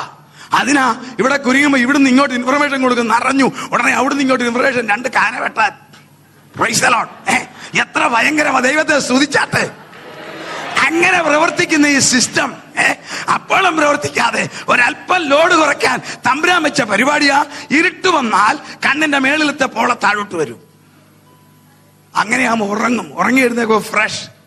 പ്രായപൂർത്തിയായി ഞങ്ങളെപ്പോലുള്ള ഒരു 5 മണിക്കൂർ, ചെറുപ്പക്കാരായ നിങ്ങൾ 8 മണിക്കൂർ ഉറങ്ങണം. അതിനാ 12 മണിക്കൂർ രാത്രി പ്രപഞ്ചത്തിൽ ഭൂമിയിലേ ഉള്ളൂ. നോവേർ, അന്റാർട്ടിക്കായ മനുഷ്യവാസമില്ല. അതൊഴിച്ച് ഭൂമിയിൽ സകല സ്ഥലങ്ങളിലും 12 മണിക്കൂർ രാത്രിയാ. നമ്മുടെ അയൽവക്കക്കാരൻ ആരാന്നറിയാമോ? വീനസ്. മലയാളത്തിൽ ശുക്രൻ. അവന്റെ രാത്രി അറിയാമോ? ഒന്ന് ഇരുട്ടിയാ നേരം വെളുക്കണേ 121 ദിവസം. 4 മാസമാ. ഉറങ്ങാൻ കൊതിയുള്ളവർ എവിടെ പോയാൽ മതി. 3 ഉറക്കം ഒരു ബർത്ത്ഡേ. എന്നാൽ ഇത്ര കൃത്യമായി 12 മണിക്കൂർ ഉറക്കം രാത്രി വെച്ചിരിക്കുന്നത് നമ്മുടെ ബോഡി റെസ്റ്റ് ചെയ്യാനാ. 2 മണിക്കൂർ ടു പ്രിപ്പയർ ഫോർ സ്ലീപ്പ്, 2 മണിക്കൂർ ഉണരാൻ. ഹല്ലേലൂയ. എന്നാൽ പാപം ചെയ്താൽ, അധർമ്മം ചെയ്താൽ, ദൈവവുമായി ബന്ധം വിട്ടാൽ ഈ സിസ്റ്റം ലെവലാകത്തില്ല. ഇൻഫർമേഷൻ തെറ്റും, അവൻ ഉറക്കം കുറയും. ഹല്ലേലൂയ. മരുന്ന് കഴിച്ചു നോക്കും, എഴുന്നേറ്റിരിക്കും, തണുത്ത വെള്ളം കുടിക്കും, ടോയ്ലറ്റിൽ പോകും, ഉറക്കത്തില്ല. കാരണം പാപം അവനിൽ നടക്കുന്നു, അവൻ ഉറങ്ങത്തില്ല. എന്നാൽ ആത്മീയൻ പറയും, ഞാൻ സമാധാനത്തോടെ കിടന്നുറങ്ങും. ഒരുപാട് ലക്ഷണങ്ങളുണ്ട്, ഒരുപാട് ലക്ഷണം. സമാധാനമില്ല, സ്വസ്ഥതയില്ല, ഭക്ഷണത്തിന് രുചിയില്ല. ഇതെല്ലാം പാപത്തിന്റെ കാരണമാണ്. Price the Lord. ഭക്ഷണത്തിന് രുചിയില്ല, പാപമാണ്. ഭാര്യ വഴക്ക്, എന്തെല്ലാം, എത്ര വീട്ടിലാ വഴക്കെന്നറിയാവുന്നു. ഇവിടെയല്ല, കോട്ടയത്തൊക്കെ എന്നും വഴക്ക. ചോദിച്ചാൽ പറയും, എവിടെ കല്യാണം കഴിച്ചതിന് പകരം മൂവാറ്റുപുഴക്കാരത്തി സാറാമ്മയായിരുന്നു, ചൊവ്വ കഴിക്കായിരുന്നു. നോ, സാറാമ്മ വരാഞ്ഞിട്ടില്ല, ഹോട്ടൽ മോശമായിട്ടല്ല. ഭക്ഷണത്തിന് രുചിയില്ലാത്തത് പാപമാ. ഭക്ഷണത്തിന് രുചി വരുത്തുന്നത് ഉമിനീരിനകത്ത് ഇഷ്ടമുള്ള ഭക്ഷണം കാണുമ്പോൾ, അതിനെക്കുറിച്ച് കേൾക്കുമ്പോൾ, അതിന്റെ സ്മെല്ല് വരുമ്പോൾ, തലച്ചോറിന് സിഗ്നൽ കൊടുക്കുമ്പോൾ 2 എൻസൈം ഇറക്കി വിടും, അമനൈസ്, വാൾട്ടൈസ്. അതാ രുചി വരുത്തുന്നത്. 101 ഡിഗ്രി ടെമ്പറേച്ചർ വന്നാൽ നമ്മൾ പറയാം വായിക്ക് രുചിയില്ല. ആരാ കൊണ്ട് കയ്പ് തേച്ചത്? ദൈവം തമ്പുരാൻ അഡ്ജസ്റ്റ്മെന്റാ. 101 ഡിഗ്രി പനി വന്നാൽ അത് മാറാൻ ഒന്നും കഴിക്കണ്ട, ഈ മില്ല് കാലിയാക്കിയാൽ മതി, ഇവിടെ ഫ്രീ ആക്കിയാൽ മതി. അതിനാ ഡോക്ടേഴ്സ് പറയുന്നത് ശകലം ഭക്ഷണം കുറയ്ക്കാൻ, പൊടിയരിക്കഞ്ഞ് കഴിക്കാൻ. Price the Lord. ഇവിടം കാലിയാക്കിയാൽ എനർജി അങ്ങോട്ട് ചെല്ലും, ലെവലാക്കും. മനുഷ്യൻ വിടുവോ? ഏതായാലും പനിയാ, ഔദിയാ, പോകുന്നില്ല, അതാ കഴിച്ചേക്കാൻ 4 കുപ്പൂസ് എന്ന് പറയത്തില്ലേ? അതിന് തമ്പുരാൻ ഒരു പരിപാടി ചെയ്തിട്ടുണ്ട്. 101 ഡിഗ്രി പനി വന്നാൽ ഇവിടുന്ന് ഇങ്ങോട്ട് സിഗ്നൽ വരത്തില്ല, അമനൈസും മൾട്ടൈസും റിലീസ് ആകത്തില്ല. അപ്പോൾ ഭക്ഷണത്തിന് രുചിയില്ല. പാപം ചെയ്യുമ്പോൾ തലച്ചോറുള്ള സിസ്റ്റത്തിൽ നിന്നും ശരീരത്തിന്റെ എല്ലാ ഭാഗത്തോടുള്ള കണക്ഷൻ ശരിക്കും ഓടത്തില്ല. അന്നേരം ഭക്ഷണത്തിന് രുചിയില്ല, ഉറക്കമില്ല, സമാധാനമില്ല, ആരെയും വിശ്വാസമില്ല, എല്ലാം പക, എല്ലാം പിണക്കം, പ്രതികാര ചിന്ത തീർന്നിട്ടില്ല. ഹല്ലേലൂയ. ഒടുവിൽ ഇനി ഞാൻ എന്തിന് ജീവിക്കുന്നു? Suicide tendency. ഒറ്റ കാരണം പാപം. പാപം. ആർക്കെങ്കിലും സമാധാനം ഇല്ലാത്തവരെന്നെ കേൾക്കുന്നെങ്കിൽ, വ്യഭിചാരവും മോഷണവും തന്നെയൊന്നുമില്ല പാപം. ദൈവവുമായിട്ടുള്ള ബന്ധം വിട്ടാൽ പാപം. ദൈവവുമായിട്ടുള്ള ബന്ധം വിട്ടാൽ പാപം. എന്റെ മകന് എന്നുമായിട്ടുള്ള ബന്ധം വിട്ടു കഴിഞ്ഞാൽ അവൻ മകനല്ല, പേരേ ഉള്ളൂ. ദൈവമായിട്ടുള്ള ബന്ധം വിട്ട് കഴിയുമ്പോൾ മനുഷ്യൻ പാപത്തിലേക്ക് വീഴുക. ആ പാപത്തിന് എന്താ പരിഹാരം? ഞാൻ പലപ്പോഴും ചിന്തിച്ചു, പല കാര്യങ്ങളും ചിന്തിച്ചു. എന്തിനെല്ലാം മരുന്ന് കണ്ടുപിടിച്ച് ഞാൻ എല്ലാം വിശദീകരിക്കുന്നില്ല. ഈ പാപത്തിനൊരു മരുന്ന് കണ്ടുപിടിച്ചിരുന്നേ, എന്ത് ചെലവാ അല്ലേ? ഒരു ഗുളിക ചീത്ത വിളിക്കുക, ഒരു ഗുളിക തിന്നുക. Price the Lord. പാപം ഭൂമിക്ക് പുറത്തു നിന്ന് വന്നതാ, ഒരു ഫോറിൻ സാധനമാ പാപം. മനുഷ്യനിൽ പാപം കടന്നുകൂടിയതാ. ആ വൃക്ഷഫലം തിന്മാൻ നല്ലതെന്ന് കണ്ടു. ആ സാത്താന്റെ പ്രലോഭനത്താൽ ആദ്യത്തെ മനുഷ്യരിൽ പാപം കടന്നുകൂടിയതാ. തന്റെ സൃഷ്ടി പാപത്തിൽ വീണത് കണ്ടപ്പോൾ സൃഷ്ടിതാവായ ദൈവത്തിന് മനസ്സിലായി, ഇവനെ രക്ഷിക്കുവാൻ വേറെ ഒരു മധ്യമത്തിന് സാധിക്കത്തില്ല. അതിനാ താൻ തന്നെ ഇറങ്ങി വന്നത്. മക്കൾ ജഡരക്തങ്ങളോട് കൂടിയവരാകുവാൻ അവനെ പോലായതേ. ദൈവമായിട്ട് ഇങ്ങോട്ട് ഇറങ്ങാനൊക്കത്തില്ല. ഞാൻ ചോദിക്കട്ടെ, നിങ്ങളുടെ കുഞ്ഞ് മുറ്റത്ത് കളിച്ചൊന്ന് വീണു, ചാറ്റൽ മഴയുണ്ട്, നിങ്ങൾ ആരേലും പറയുമോ എന്റെ കുഞ്ഞ് വെളിയിൽ മഴ നനഞ്ഞ് വീണ് കിടക്കുക, അയൽവക്കത്തെ കുഞ്ഞൊന്ന് എടുത്തു തരാമോ, 10 രൂപ തരാമെന്ന് പറയുമോ, 10 കേട് തരാം, എന്റെ ഉടുപ്പഴുക്കാവോ എന്ന് ആരേലും പറയുമോ? ചാടി എടുക്കത്തില്ലേ? നമ്മളെങ്ങനെ ചെയ്യുന്നെങ്കിൽ രൂപത്തിലും സാദൃശ്യത്തിലും നമ്മെ സൃഷ്ടിച്ച ദൈവപ്പോൾ തന്റെ സൃഷ്ടിയുടെ മകിടമായ മനുഷ്യൻ തന്റെ രൂപത്തിലും സാദൃശ്യത്തിലും സൃഷ്ടിച്ച മനുഷ്യൻ വീണ് കിടക്കുന്നത് കണ്ടപ്പോൾ താൻ തന്നെ ഇറങ്ങി വന്നു. യഹോവയായ ദൈവം മനുഷ്യനെ രക്ഷിപ്പാൻ ഇറങ്ങി വന്നതായ യേശു ഇത് 2ാം ദൈവമല്ല. അവന്റെ തത്വത്തിന്റെ പ്രഭയും തേജസ്സിന്റെ മുദ്രയും സകലതും തന്റെ ശക്തിയുള്ള വചനത്താൽ വഹിക്കുന്നവനും ആകെ കൊണ്ട് പാപങ്ങൾക്ക് പരിഹാരമുണ്ടാക്കി യേശു ദൈവം തന്നെയാ. എന്തുകൊണ്ട് ദൈവമായിട്ട് ഇങ്ങോട്ട് ഇറങ്ങിയില്ല? ദൈവമായിട്ട് ഇറങ്ങിയാൽ ഈ ഭൂമി ഇല്ല. ദൈവത്തിന് അങ്ങനെ വരാനൊക്കത്തില്ല. ഇത് നല്ല ചർച്ചല്ലേ ഇത്? ഈ ചർച്ച നല്ലതാ, പക്ഷെ ഒരു ബുൾഡോസർ ഇങ്ങോട്ട് കയറിയ കഥക് കാണുകയില്ല. എങ്കിൽ ദൈവത്തിനോ ഒറ്റ വാക്കിൽ ദൈവം എന്തെല്ലാം സൃഷ്ടിച്ചു? ഇതുവരെ 27 ഗാലക്സി കണ്ടുപിടിച്ചു, ഇനിയും കിടപ്പുണ്ട്. നമ്മുടെ ഭൂമി ഉള്ള ഗാലക്സിയുടെ പേര് നിങ്ങൾക്കറിയാം, മിൽക്കി വേ. 10,000 കോടി നക്ഷത്രം. 10,000 അല്ല, 10,000 കോടി നക്ഷത്രം. നമ്മുടെ അയൽവക്കത്തെ ഗാലക്സിയുടെ പേരാ ആൽഫ സെഞ്ചുറി, 20,000 കോടി നക്ഷത്രം. അതിന്റെ അപ്പുറത്തതിന്റെ പേരാണ് ആൻഡ്രോഡ്രീമ, 40,000 കോടി നക്ഷത്രം. അതിന്റെ അപ്പുറത്തെ ഗാലക്സിയാണ് വിൽപൂൾ, ഫ്രിഡ്ജല്ല, 50,000 കോടി നക്ഷത്രം. അതിന്റെ അപ്പുറത്ത് സീഗാർ, 60,000 കോടി നക്ഷത്രം. അതിന്റെ അപ്പുറത്ത് സതേൺ പിൻവീൽ, 70,000 കോടി നക്ഷത്രം. അതിന്റെ അപ്പുറത്ത് ബോട്ട്സ്, 80,000 കോടി നക്ഷത്രം. അതിന്റെ അപ്പുറത്ത് ഓറഞ്ച്, 90,000 കോടി നക്ഷത്രം. ഇങ്ങനെ 27 ഗാലക്സി ഒറ്റ വാക്കിൽ നിരത്തി സൃഷ്ടിച്ച ദൈവം ഈ ചെറിയ ഭൂമി വന്ന ഭൂമി ഇല്ല. എന്നാ തന്റെ സൃഷ്ടിയെ രക്ഷിക്കാൻ മരണം. അതിനാ മക്കൾ ജഡരക്തങ്ങളോട് കൂടിയവരാകൊണ്ട് അവനും അവരെ പോലായി. ലോകത്തിലെ പാപങ്ങൾക്ക് 2 പരിഹാരമില്ല, ഏക പരിഹാരം അവന്റെ പുത്രനായ ക്രിസ്തുവിന്റെ രക്തം സകല പാപം പോക്കി നമ്മെ ശുദ്ധീകരിക്കും. പാപം പരിഹരിക്കാൻ രണ്ടാമതൊരു മാർഗമില്ല. തൽക്കാലത്തേക്കൊക്കെ ഒത്തിരി പറയാം, എന്നാൽ പാപപരിഹാരം യേശുവിന്റെ രക്തത്തിൽ കൂടി മാത്രം. അതോർത്ത് ഞാൻ ദൈവത്തെ സ്തുതിക്കുന്നു. അനുഭവമുള്ളവരെല്ലാം കരങ്ങളെ ദൈവത്തെ സ്തുതി ചെയ്യും. അവർക്കുള്ള ആനുകൂല്യങ്ങൾ ഇപ്പോൾ ഞാൻ പറയുന്നില്ല, നമ്മുടെ സമയം മുന്നോട്ട് പോകുന്നു. എനിക്ക് പറയുവാനുള്ളത്, ഈ സിസ്റ്റം ഇങ്ങനെ പോകത്തില്ല. ദൈവത്തിനൊരു ടൈമിംഗ് ഉണ്ട്. ഏത് കാര്യത്തിനൊരു ടൈമിംഗ്. ഈ കൺവെൻഷന്റെ ടൈമിംഗ് ഭാരവാഹികൾ എന്നോട് പറഞ്ഞിട്ടുണ്ട്. കൃത്യം ആ ടൈമിങ്ങിൽ തീർത്തിരിക്കാൻ ഞാൻ ബാധ്യസ്ഥനാണ്. ഇതുപോലെ മാനവജാതിയുടെ രക്ഷയ്ക്ക് സൗജന്യമായി ക്രിസ്തുവിന്റെ രക്തത്തിൽ കൂടി പാപങ്ങളുടെ പരിഹാരവും മനുഷ്യവർഗത്തിന് സ്വർഗത്തിലേക്കുള്ള സൗജന്യ എൻട്രൻസും നൽകിയിരിക്കുന്ന കാലഘട്ടത്തിന്റെ പേരാ കൃപായുഗം. ദൈവദാസന്മാരോട് ചോദിച്ചാൽ അവർ 7 യുഗങ്ങളെ കുറിച്ച് പറയും. ശാസ്ത്രം പറയുന്നത് 5 യുഗമാണ്. ഡിസ്പെൻസേഷൻ ഓഫ് വാണ്ടറിങ്, അലഞ്ഞു നടന്ന കാലം. 2, മൃഗങ്ങളെ മെരുക്കാൻ പഠിച്ചപ്പോൾ സയൻസ് പറയുന്നതാ. ഡിസ്പെൻസേഷൻ ഓഫ് പ്ലാന്റേഷൻ, കൃഷി തുടങ്ങിയത്. 3, ഡിസ്പെൻസേഷൻ ഓഫ് മെക്കാനിസം. കേൾക്കണമോ? ഇന്നത്തെ അവർ പറയുന്നത് ഡിസ്പെൻസേഷൻ ഓഫ് ഹൈടെക്. അടുത്തത് അവർ പറയുന്നത് കേൾക്കണോ? ഡിസ്പെൻസേഷൻ എന്നാ അറിയാവോ? ഹിമയുഗം. സൂര്യൻ തീരുവന്നേ. എങ്കിൽ ധൈര്യത്തോടെ ഞാൻ പറയട്ടെ, ഈ തലമുറയിൽ ചില സംഭവങ്ങൾ നടക്കാൻ പോകുന്നു. യേശുവിന്റെ രക്തത്തിൽ കൂടി സൗജന്യമായി പാപങ്ങൾ പരിഹരിക്കാൻ ഉള്ള സമയം തീരാൻ പോകുന്നല്ല, തീർന്നു കഴിഞ്ഞിരിക്കുക. കൃപായുഗം ഇവിടെ തീരാൻ പോകുക. ഈ തലമുറയിൽ 3 കാര്യങ്ങൾ നടക്കും. 3 സംഭവങ്ങൾക്ക് സാക്ഷ്യം വഹിക്കാൻ പോകുന്നു ലോകം. 194 രാജ്യങ്ങളുള്ള ഈ ഭൂമി. 1, ഞാൻ വീണ്ടും വരാമെന്ന് ഒരാളെ പറഞ്ഞിട്ടുള്ളൂ. വേറെ ഒരു നേതാവിനും പറയാനൊക്കത്തില്ല.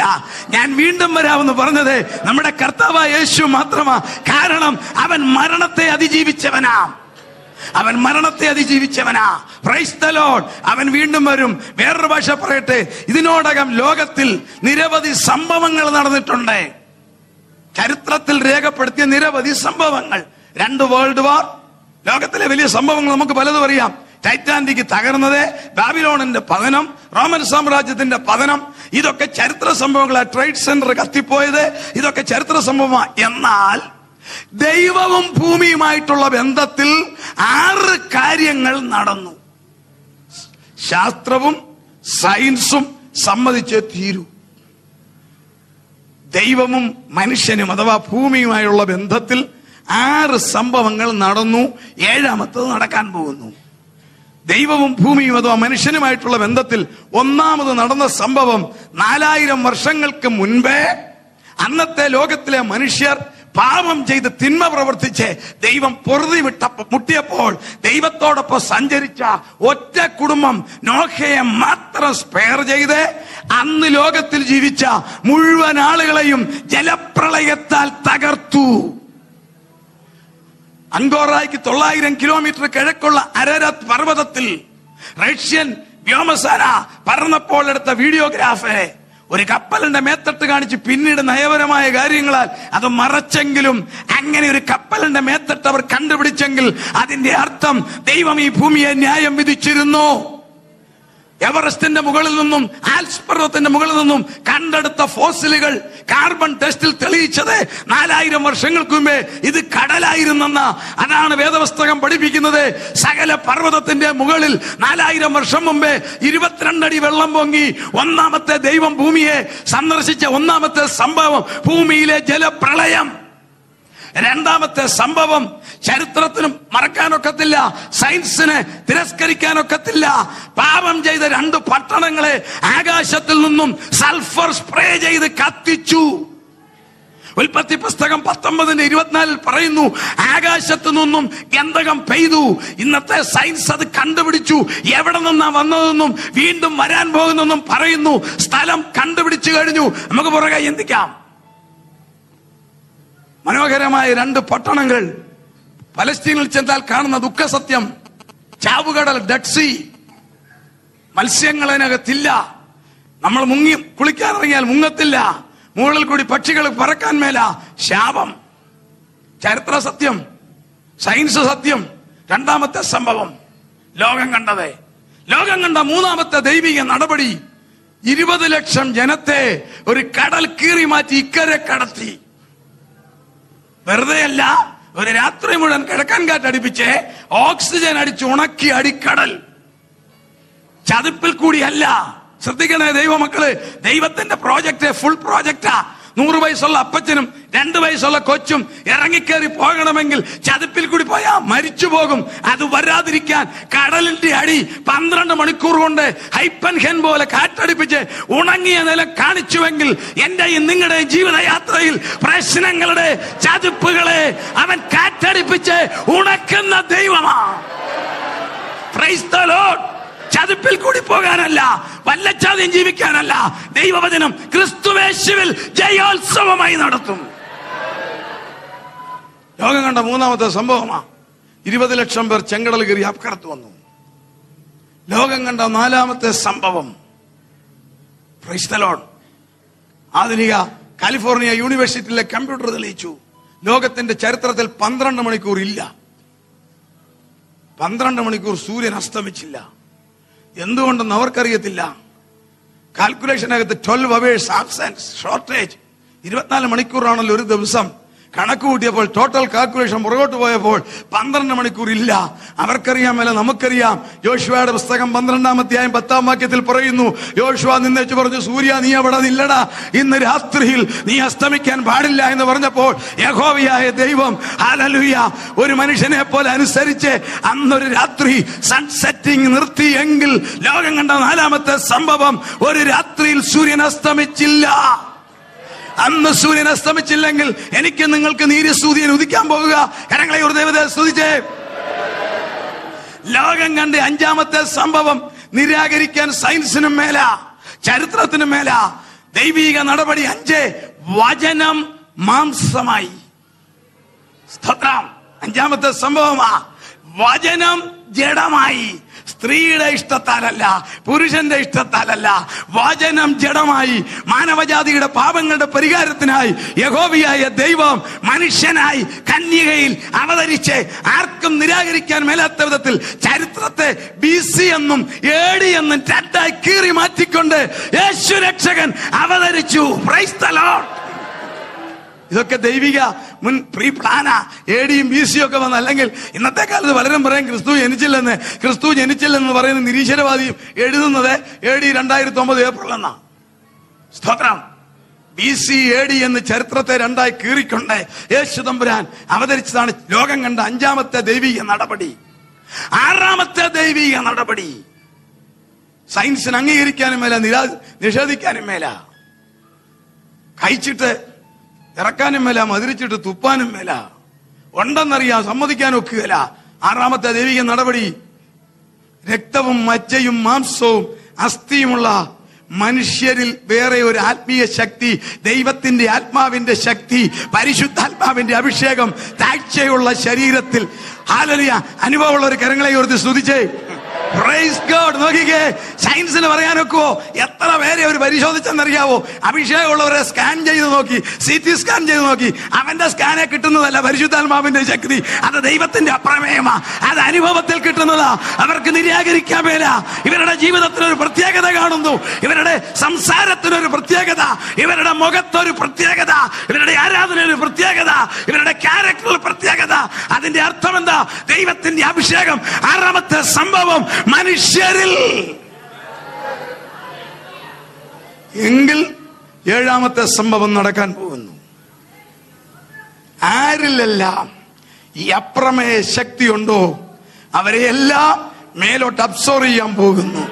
ഏഴാമത് ലോകം കാണാൻ പോകുന്ന സംഭവം വേൾഡ് വാർ അല്ല. ഒറ്റ ആറ്റം യുദ്ധം ഇവിടെ ഇപ്പൊ ഉണ്ടാകത്തില്ല. ഞാൻ തെളിയിക്കാം ബൈബിളിൽ കൂടി നാളെ.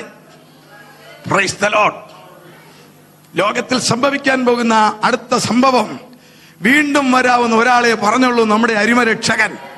എന്റെ പ്രിയൻ ഈ തലമുറയിൽ ആകാശത്തിന്റെ മുകളിൽ വരും, ഞാനും നിങ്ങളും എടുക്കപ്പെടും. കാണാൻ പോകുന്ന സംഭവമാ. 3 സംഭവം ഈ ലോകത്തിൽ നടക്കും. ഒന്ന്, എന്റെ പ്രിയൻ ആകാശമേഘത്തിൽ വരും. കാത്തിരിക്കുന്ന ഭക്തന്മാർ എടുക്കപ്പെടും. അവരുടെ ശരീരം രൂപാന്തരപ്പെടും. ഈ ദ്രവത്വമുള്ളത് ആ ദ്രവത്വത്തെ അവകാശമാക്കും. ഇന്ന് ബുദ്ധിജീവികളുടെ കാലമാണ്, സയൻസിന്റെ കാലമാണ്.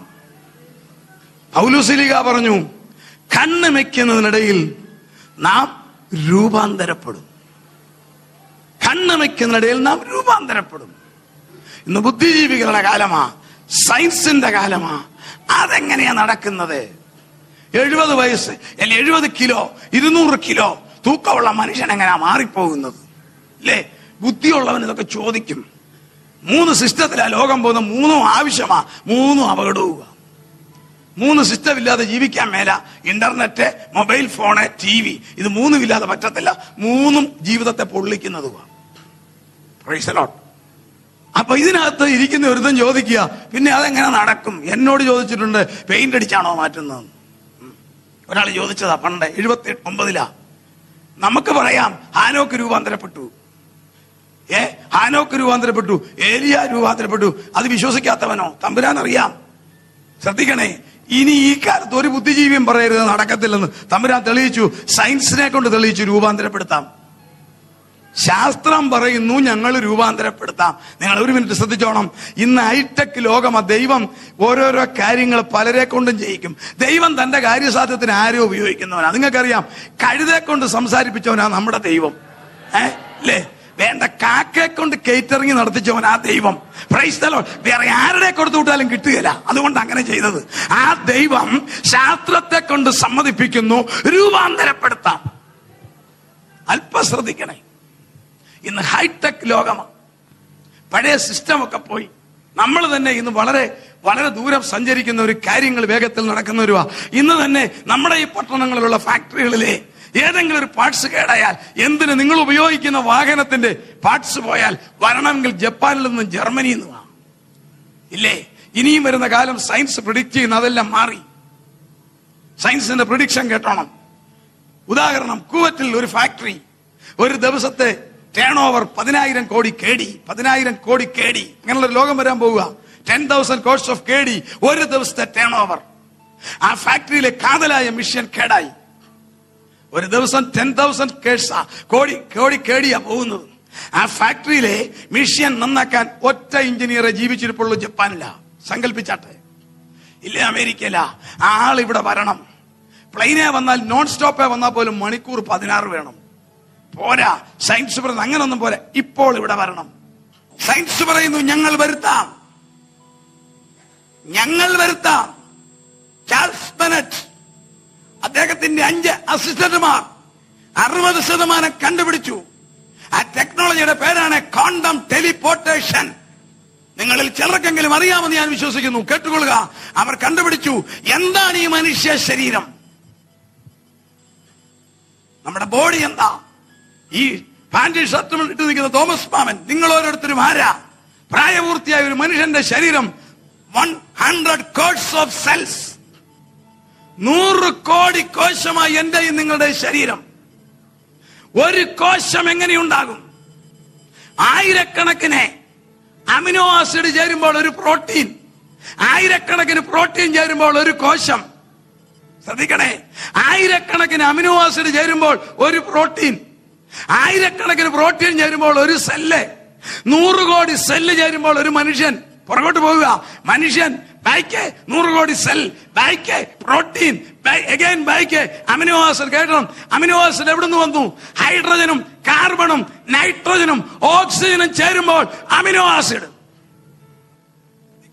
ബൈബിളിലേക്ക് വരുന്ന സയൻസ് എവിടുന്ന് വന്നു? ഹൈഡ്രജനും കാർബണും നൈട്രജനും ഓക്സിജനും സയൻസ് കണ്ടുപിടിച്ചു. 530 കോടി വർഷം മുമ്പേ ഈ പ്രപഞ്ചത്തിൽ ഒന്നുമില്ലായിരുന്നു, ഒരു തീഗോളം മാത്രം ഉണ്ടായിരുന്നു. ആ തീഗോളത്തിന് അവരിട്ടിരിക്കുന്ന പേരായി എൽമെ.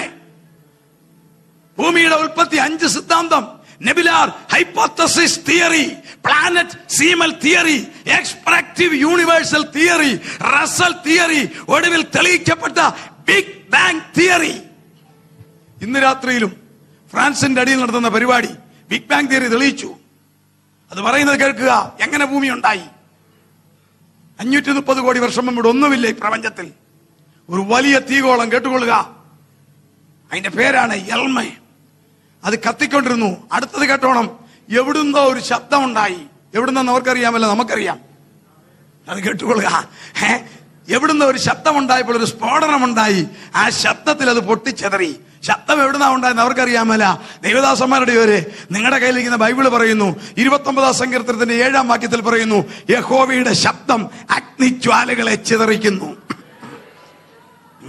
The sound of God splits the flame of fire. യഹോവയുടെ ശബ്ദം അഗ്നിജ്വാലകളെ ചിതറിക്കുന്നു. ഉണ്ടാകട്ടെ എന്ന് 530 കോടി വർഷം മുമ്പേ നമ്മുടെ ദൈവം, ഏക ദൈവം പറഞ്ഞപ്പോൾ തീഗോളം പൊട്ടിച്ചെതറി. അത് തണുത്ത്, അത് നോക്കിക്കോണം, ഹൈഡ്രജൻ കത്തിക്കൊണ്ടിരുന്ന ആ തീഗോളം, ഹീലിയം, അത് തണുത്ത് ഹൈഡ്രജനായി, കാർബണായി, നൈട്രജനായി, ഓക്സിജനെ തണുത്തപ്പം മണ്ണായി. മണ്ണിന്റെ നല്ല പാർട്ടായ പൊടിയിൽ നിന്നും നമ്മളെ സൃഷ്ടിച്ചു. Praise the lord. മണ്ണിന്റെ ഫൈൻ പാർട്ടിക്കിളാണ് ഡസ്റ്റ്. അതിൽ നിന്നും നമ്മളെ സൃഷ്ടിച്ചു. മണ്ണിന്റെ നല്ല സാധനം എന്നാണെന്നറിയാവോ? Hydrogen, carbon, nitrogen, oxygen. Charles Bennett കണ്ടുപിടിച്ചു. ഹൈഡ്രജനും കാർബണും നൈട്രജനും ഓക്സിജനും ചേരുമ്പോൾ അമിനോ ആസിഡ് ചേരുമ്പോൾ പ്രോട്ടീൻ ചേർന്നപ്പോൾ സെല്ല് ചേർന്നപ്പോൾ തോമസ് മാമൻ. അങ്ങനെയാണെങ്കിൽ അദ്ദേഹം പറയുന്നു, ഈ മനുഷ്യനെ ആറ്റം പവറിൽ കണകങ്ങളാക്കാം. അതാണ് ക്വാണ്ടം ടെലിപ്പോർട്ടേഷൻ. 70% കണ്ടുപിടിച്ചു കഴിഞ്ഞു. 50 വർഷം മുമ്പ് ഒരു എഴുത്ത് ഫാക്സ് ചെയ്യാന്ന് പറഞ്ഞിട്ട് അടി വാട്സല. ഇന്ന് അവന്റെ വീട്ടിലുണ്ട് ഫാക്സ് മെഷീൻ. ഇല്ല, ഇതുപോലെ അദ്ദേഹം പറയുന്നു, അനസ്തീഷ്യ കൊടുത്തൊരു രോഗിയെ മയക്കുന്നത് പോലെ ആത്മാവിനെ ഫ്രീസ് ചെയ്യാം. പ്രത്യേക മിഷനിൽ മനുഷ്യനെ കയറ്റി കിടത്തുക, വസ്ത്രങ്ങളും എല്ലാം മാറ്റുക, കണ്ണാടിയും ചെരുപ്പുമില്ല. പ്രത്യേക റേ വെളിപ്പെടുത്തിയിട്ടില്ല, റേയുടെ പേര്, അതൊക്കെ സീക്രട്ടാ. പ്രത്യേക രശ്മികൾ കയറ്റി വിടുമ്പോൾ ഈ മനുഷ്യൻ ആറ്റമായിട്ട് മാറും. ഹൈഡ്രജനും കാർബണും നൈട്രജനും ഓക്സിജനും ആകും. സെല്ല് പുറകോട്ട് പോകും, കോശം പുറകോട്ട് പോകുക, പോയി ഹൈഡ്രജൻ, കാർബൺ, നൈട്രജൻ, ഓക്സിജൻ. തേനീച്ച കോളനിയായിട്ട് പറക്കുന്നത് പോലെ പ്രത്യേക ഫ്രീക്വൻസിയിൽ ഒന്നിച്ചങ്ങോട്ട് പറപ്പിക്കും. അപ്പൊ കുവറ്റിലിരിക്കുന്ന തോമാച്ചനെ മിഷനിലോട്ട് കയറ്റി വെച്ചിട്ട് പ്രത്യേക റേ അങ്ങോട്ട് കയറ്റി കഴിയുമ്പോൾ അതങ്ങോട്ട് ഒന്നിച്ചങ്ങോട്ട് പറപ്പിച്ച് അമേരിക്കയിലോ ഹോങ്കോങ്ങിലോ ഒരു മിഷൻ അതുപോലെ വെച്ചിട്ട് അതിനകത്ത് വന്നു കഴിയുമ്പോൾ ഹല്ലേലൂയ, അവിടെ വീണ്ടും ഈ റേ കയറ്റുമ്പോൾ ആളവിടെ എഴുന്നേറ്റ് വരും. ആ ടെക്നോളജിയുടെ പേരാ ക്വാണ്ടം ടെലിപ്പോർട്ടേഷൻ. സയൻസ് കണ്ടുപിടിച്ചതാ. 46 വയസ്സ് പ്രായമുള്ള ചാൾസ് ബെനറ്റിന് ആ പണി അറിയാമെങ്കിൽ സകലത്തെ നിർമ്മിച്ച കർത്താവിന്റെ ടെലിപ്പോർട്ടേഷൻ പറയുന്നു, അവൻ സകലതും എനിക്ക് നിയന്ത്രിപ്പാൻ കഴിയുന്ന തന്റെ വ്യാപാര ശക്തി കൊണ്ട് നമ്മുടെ താഴ്ചയുള്ള ശരീരത്തെ തന്റെ മഹത്വമുള്ള ശരീരത്തോട് അനുരൂപമായി രൂപാന്തരപ്പെടുത്തും. ഫിലിപ്പിയർ 3:21-22 ഒന്ന് വേഗം വായിച്ച്. ഫിലിപ്പിയർ 3:21-22 ഒന്ന് വേഗം വായിച്ച് സഹായിച്ച്. ഫിലിപ്പിയർ 3:21-22. അവൻ സകലവും തനിക്ക് കീഴ്പ്പെടുത്തുവാൻ കഴിയുന്ന തന്റെ വ്യാപാര ശക്തി കൊണ്ട് നമ്മുടെ താഴ്ചയുള്ള ശരീരത്തെ തന്റെ മഹത്വമുള്ള ശരീരത്തോട് അനുരൂപമായി രൂപാന്തരം. അതാ പൗലോസ് പറഞ്ഞ കണ്ണിമയ്ക്കുന്നതിനിടയിൽ സയൻസ് പറയുന്നു 2 സെക്കൻഡോ 3 സെക്കൻഡോ മതി, ഞാൻ ആളിനെ അപ്പുറത്ത് കൊണ്ടുപോകാം. Price the Lord. ഒരു ലെറ്റർ ഫാക്സ് ചെയ്യുന്നതിനേക്കാൾ 10 ഇരട്ടി വേഗത്തിൽ ചെല്ലാം. ശാസ്ത്രം പറയുന്നു, ഇപ്പോൾ ഇവിടെ നിൽക്കുന്നവനെ ലോകത്തിന്റെ മറ്റൊരു കോണ്ടിനെന്റിൽ കൊണ്ടുപോകാൻ മനുഷ്യന് സാധിക്കുന്നു എങ്കിൽ സകലത്തെ സൃഷ്ടിച്ചവനായ ദൈവത്തിന്റെ അപ്രമേയ ശക്തിയാൽ തന്റെ പരിശുദ്ധാത്മാവിന്റെ ശക്തിയുള്ള ദൈവമക്കളെ സകലതും എനിക്ക് കീഴ്പ്പെടുത്തുവാൻ കഴിയുന്ന തന്റെ വ്യാപാര ശക്തി കൊണ്ട് നമ്മുടെ താഴ്ചയുള്ള ശരീരത്തെ തന്റെ മഹത്വമുള്ള ശരീരത്തോടെ അനുരൂപമായി രൂപാന്തരപ്പെടുത്തും. അതാ തമ്പുരാന്റെ പോർട്ടേഷൻ. ഈ അന്ത്യകാലത്ത് ഇനി ആരും തർക്കിക്കരുത്. ഒന്നാമത് സംഭവിക്കാൻ പോവുക, കർത്താവെ ഒത്തിരി പേരെ കാണാതെ പോകും. സ്വപ്നം പ്രത്യാശയുള്ള ദൈവത്തെ സ്തുതിച്ചേ. നമുക്ക് ഒടുവിൽ ചിന്തിക്കാം. സമയം കിട്ടിയ സകലം റെഡി. വാഹനം വരെ മേളി വന്നു കഴിഞ്ഞു. മണവാട്ടിയെ കൊണ്ടുവന്ന വണ്ടി മേളി വന്ന് കിടക്കുക. അത് താന്നോണ്ടിരിക്കുക. അറിയാമോ, സംഭവങ്ങൾ വളരെ ക്വിക്ക.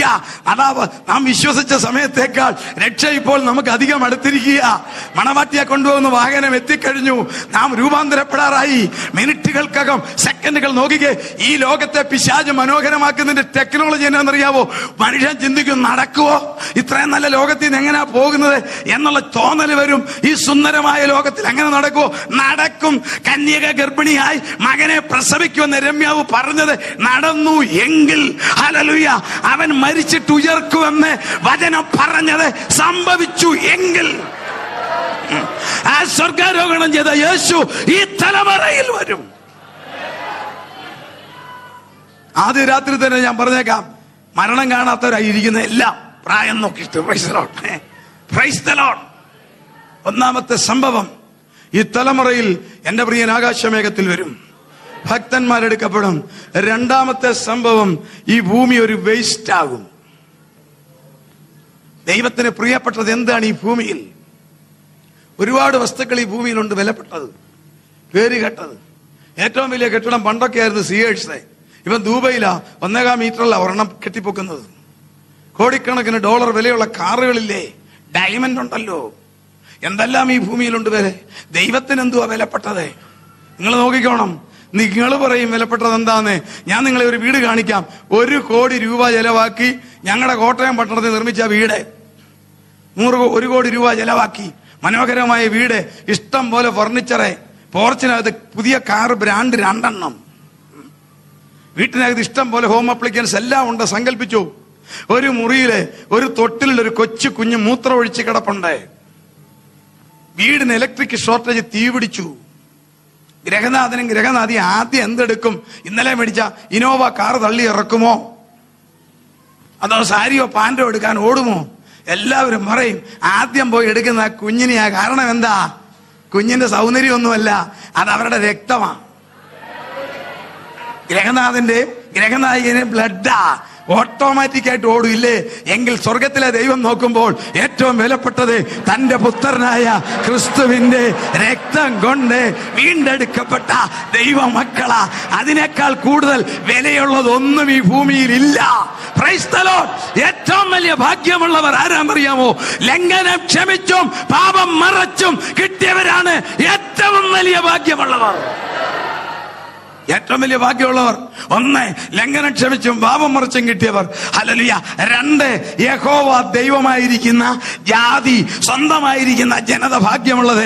3, നിന്റെ ആലയത്തിൽ പാർക്കേണ്ടതിനെ നീ തെരഞ്ഞെടുത്ത് അടുപ്പിക്കുന്ന മനുഷ്യൻ ഭാഗ്യവാൻ. ഈ ഭാഗ്യവാന്മാരാണ് നമ്മൾ. കരങ്ങളെ ഓർത്ത് ദൈവത്തെ സ്തുതിച്ചേ. ഈ തലമുറയിൽ കാണാൻ പോകുന്ന 3ാമത്തെ സംഭവം, ദൈവമക്കൾ എടുക്കപ്പെടും. ഈ തലമുറയിൽ എടുക്കപ്പെടും. വെറുതെ ഞാൻ പറഞ്ഞിട്ട് നിങ്ങൾ വിശ്വസിക്കണ്ട. നാളെയും നാളെ കഴിഞ്ഞും ഇതിന്റെ മുഴുവൻ അടയാളവും പറയാൻ പോവുക. 2ാമത്തെ കാര്യം, ഈ ഭൂമി വേസ്റ്റ് ആകും. അതെടുക്കാൻ ഒരുവൻ വരും. അത് ആരംഭിച്ച് നിർത്തും. 6 പേരിൽ അറിയപ്പെടും. ബൈബിൾ അവനെ പഠിപ്പിക്കുന്നത് 6 പേരാ. സാത്താൻ, വെളിപ്പാട് പുസ്തകം 13-ാം അധ്യായത്തിന്റെ 20-ാം അധ്യായം 1-ാം വാക്യം സാത്താൻ. 2, മൃഗം, വെളിപ്പാട് 13-ന്റെ 1.